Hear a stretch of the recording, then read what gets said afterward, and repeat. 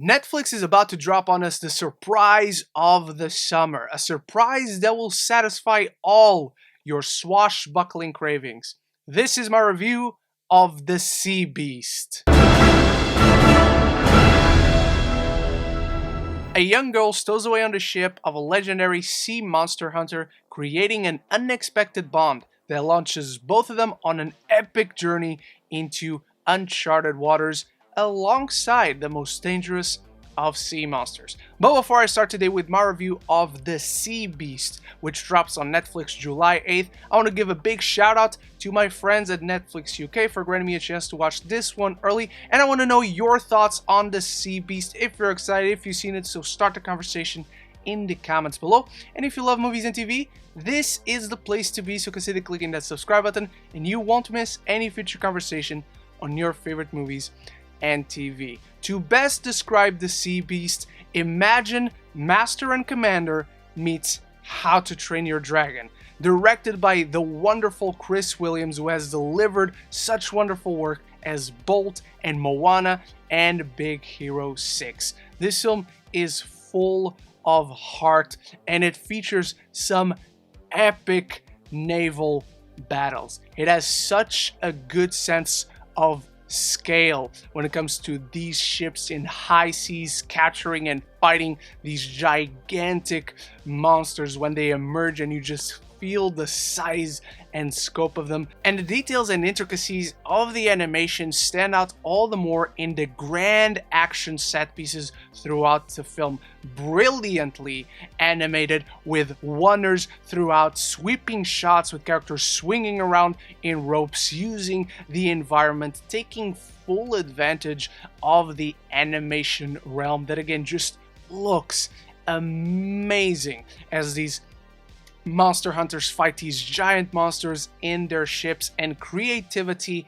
in character writing and in just overall storytelling is allowed to shine and feature some really funny moments even in these great set pieces of great tension and great action. You just feel completely swept up in this adventure that is helped out by some gorgeous visuals, particularly when you're just on ships cruising the high seas, which thankfully is where this movie spends the bulk of its runtime. It's just a beautiful looking film. The water effects, the coloring, the lighting, particularly the shading in certain characters when they're just obscured by the size of these beasts, is just sensational work. Mark Mancina, who did the score for Tarzan, also worked on this film, and he delivers a classic score for such an adventure, very much reminiscent of something like Pirates of the Caribbean,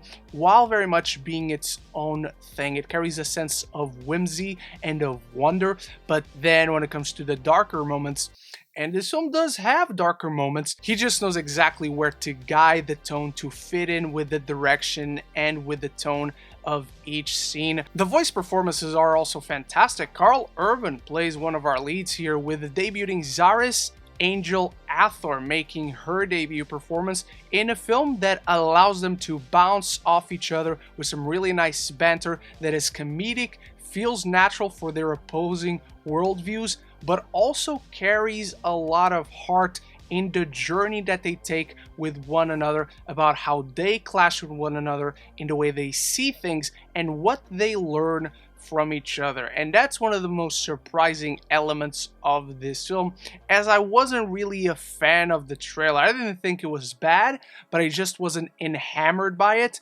This film carries a big heart and it wears it on its sleeve. Structurally, you have seen this before, an unexpected duo that gains a new perspective about the world they live in and so have to fight to change the world around them. But it's how the film executes it that really works. It's the bond that these characters create. You just can't help but be along on this journey with them, and the film does a great job at presenting both point of views in a very valid way. It handles things in a more mature way than most animated films would in this sense. And Karl Urban just fits this sort of piratey role so well, but Jared Harris as the burly, vengeful, worn-down old captain that wants to take revenge on all the sea monsters, that's inspired casting.